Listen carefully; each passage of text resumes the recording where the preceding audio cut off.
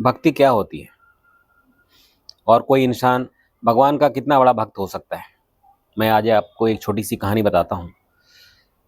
मेरे गांव में ठाकुर जी के एक भक्त हैं। मैं उन्हें प्रेम से बाबा कहता हूँ।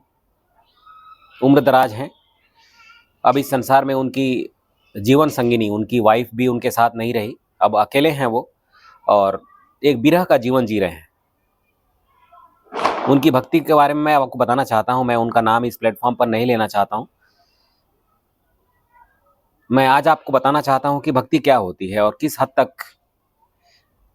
कोई भक्त भगवान से या भगवान को समर्पित हो सकता है अपने जीवन में।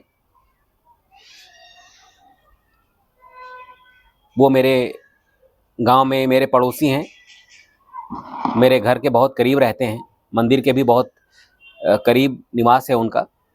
जन्माष्टमी आने से 2 या 3 महीने पहले वो मुझे फ़ोन करना शुरू कर देते हैं। मतलब अक्सर वो घर पर नहीं होते, चूँकि अकेले हैं, अपने बच्चों के साथ होते हैं। कभी किसी शहर में, कभी किसी शहर में।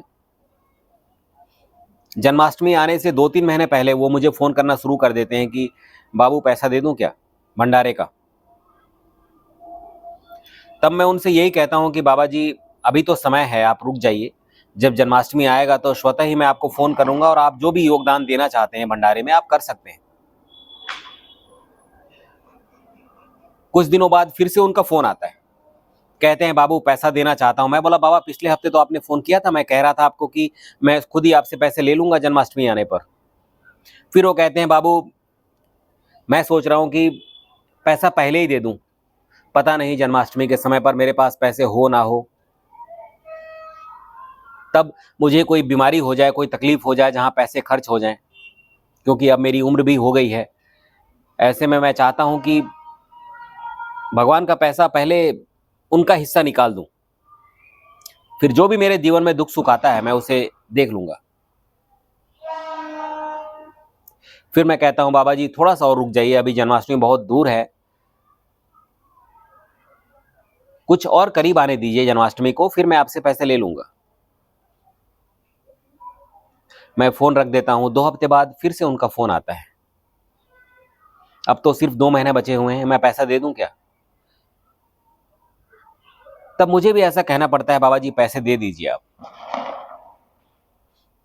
और स्वतः ही वो अपना योगदान जो उनको मंदिर के प्रति या भगवान के प्रति करना होता है वो कर देते हैं।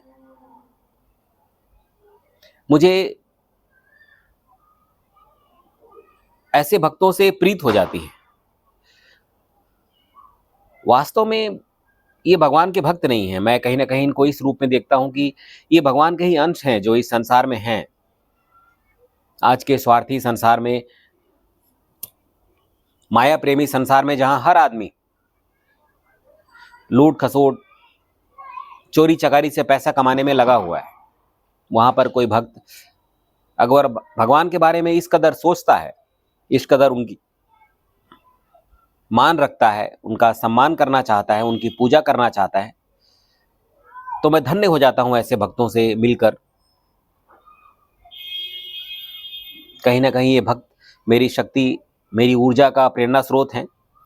इन लोगों की वजह से ही मैं मंदिर का कारभार देख पाता हूं और जो भी हो पाता है मुझसे मैं कर पाता हूं। और आज हमारा मंदिर एक ऐसे मुकाम पर चला गया है जहां